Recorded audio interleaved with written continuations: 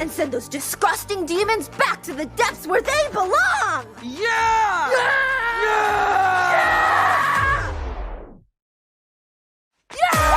Hey guys, how's it going? Today we are doing something different, other than the 3 ranking videos on 2 Garden of Band topics and 1 Digital Circus episode. This video will be ranking about K-pop Demon Hunters, which is not really a rank, it's a review, so yeah. Now before we begin this review, I want to mention a few things about this review. Since this is my first time reviewing a movie, since you guys have voted for me to review this movie. Second, there will be spoilers, so if you haven't watched the movie yet, then I warn you, do not watch this. Watch the movie on Netflix before watching this review. Third, since I don't want to risk getting a copyright strike, I instead took photos from the movie. Also, make sure you're subscribed to the channel with notifications turned on so you can support the channel as I try to reach 1,500 subscribers before the end of the year. So without any further ado, let's get started with this movie review video. The movie opens with the narrator explaining how the demons entered the human realm to capture the human souls, but they were banished because of the woman singing trio, which also builds the Homu, which prevents the demons from entering the human realm.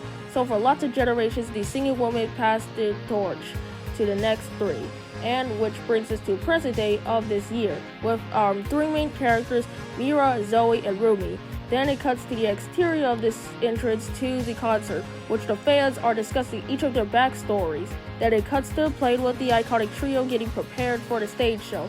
That is until the plane flew by the concert, which led them to believe that they are demons disguised as humans. So the demons reveal their true selves and the girls get battle ready. And they sing this song called How It's Done. Then they jumped out of a destroyed plane, which the demons destroyed, and landed on the stage show, which they killed each demon one by one, and then the song concludes with a thrilling song conclusion. It cuts to the demon realm, where one of the demons that were sent to the human realm have to face serious consequences by a leader of the demon realm, Guima. Fun fact, the voice actor that played Guima is Lee Bo-young-hun, the same actress who played the frontman in Squid Games. Anyways, he's blaming all the demons that failed to capture the human souls for thousands of years. This villain in the movie is actually pretty solid for a god of demons. Then it cuts to Junior, one of the best characters in the movie. He wants to help capture human souls with his sexy boy band. God, I can't believe I said that. So Guima is like, why? Simply because Junior wants to erase those bad memories in his head. After the scene, it cuts to the human realm, where Rumi, Zoe, and Mira are getting ready to sit on a couch in their fancy apartment and then relax. But Rumi has a plan to release a song called Golden, which, by the way, I think is an S-tier song in my book. Same with How It's Done, but Golden is better than this song. So it's going on premiere, and the fans are eating it up. As Zoe and Mira get prepared for their live performance, Rumi has demon patterns, then she covers them up and rehearses until her voice is weakened by demon patterns. Then we get a flashback of a younger Rumi, and she is told by a character called Celine not to show your demon patterns and they'll go away eventually. Rumi is in distress. She can't build the Homu without her singing voice. And Zoe and Mira find Rumi in the apartment, the fancy one, and tells her to take a break, and tomorrow they'll get the tonics to fix her voice. The next day, they went to go get the tonics from the doctor. I do not know his name. I gotta rewatch the movie for the 4th time. So before they get the tonics to fix Rumi's voice, the doctor tells them in order to focus on a part, we must understand the other parts. Yes, I remembered that line when I watched the movie for the first time, so do not judge me liking this movie. Also, I find this scene very funny. So then, Mira, Zoe, and Rumi get the tonics, but they run into the Saja boy band. Mira and Zoe were blinded by their handsomeness, but Junior bumps into Rumi, but he doesn't care. So then the trio of the Huntress, they heard some music. So then they went to it and find out that it was the Saja boys performing a song called Soda Pop, which got that song stuck in my head when I watched the movie half of it. I love this song too. I had to do a Soda Pop dance tutorial on TikTok. So Rumi, Zoe, and Mira find out that they have demon patterns. They get battle ready. This next scene is uncomfortable. It shows the Saja boys in a hot sauce contest, and the Huntress get ready to execute them, but they were spotted by the spotlight thanks to Genie. They are forced to slide into the pit. And then that's the whole scene. The Huntrix followed the soldier boys into the men's spa room, but they were ambushed by the demons. So then they fight, but Rumi goes after Jinyu. Then Jinyu sees demon powders on Rumi, so then he covers it up and simply vanishes. So then the Huntrix kill the demons, but they got the souls of now Soldier Boy fans. Well, some of them, they only got the old man in the spa. It cuts back to the fancy apartment, and boy, these girls are cooked in the battle. The demon souls are everywhere. So they thought of a plan to send the Soldier Boys back to the depths of where they belong. So then Rumi finds out that the tonics were grape juice. Ew! She then sees a bird with 3 eyes and a top hat. Then Rumi follows it, and then she spots an adorable tiger. Then they are here so they can give Rumi an invitation so that Jinyu can talk to her. But she declines, but she says yes back in a second. Rumi finds a mannequin who she thought it was Jinyu for some reason. So then they talk about their patterns and other abilities. Then Jinyu tells his backstory of him, which he lied to Jinyu that the fact that he abandoned his family. Rumi heads back to the apartment as Zoe and Mira tried to think of words they could use for the diss track on the Soldier Boys. Then they found the right words, and then it cuts to a montage of them singing the songs as they fight demons and lost some awards to the Soldier Boys. After this segment, it cuts to them at a booth where they sign autographs for their fans, but the Soldier Boys show up, and Rumi says they will sit with them. Then this gives a chance for Rumi and Jinyu to talk even more. And Rumi tells Jinyu to listen to the new voices in his head instead of being stuck with one.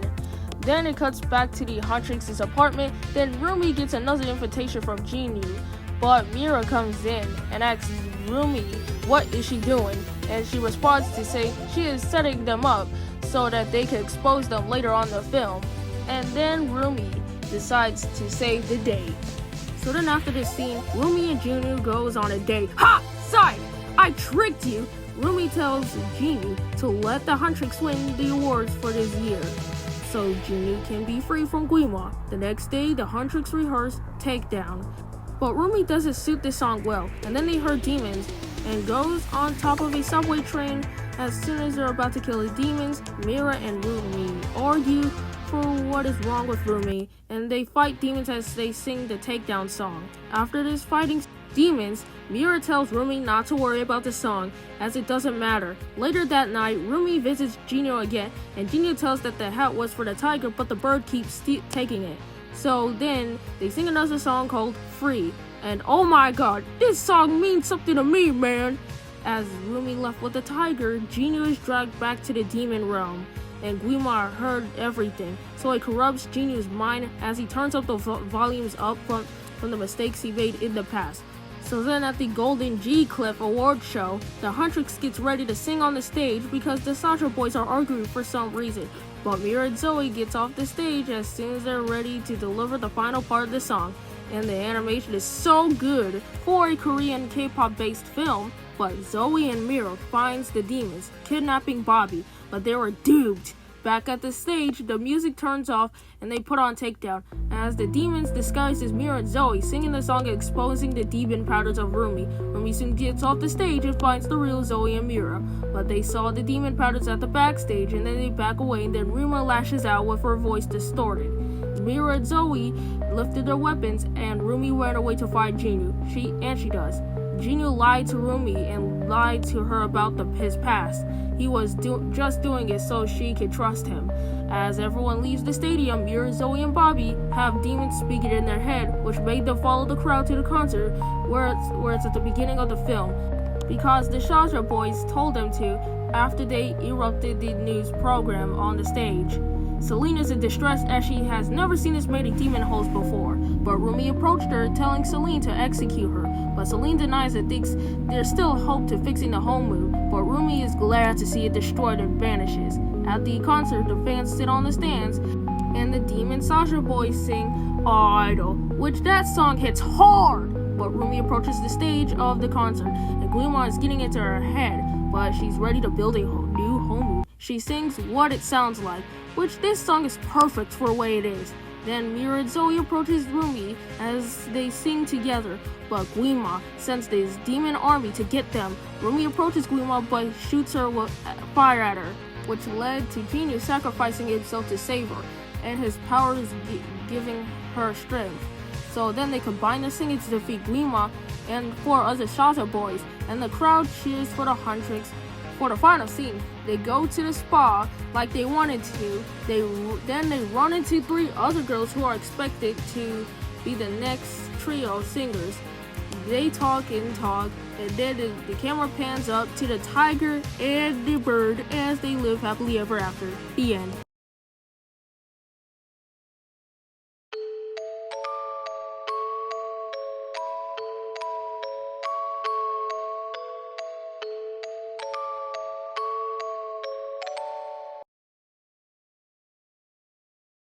In conclusion, the future is great for Sony Pictures Animation Studios to make some good films. After they deadass outdid Pixar's Elio, which I don't know if I'm going to reveal the movie. If you want me to, get this video up to 25 likes. Also, this movie shows that Sony has potential to be a good studio rather than a bad one.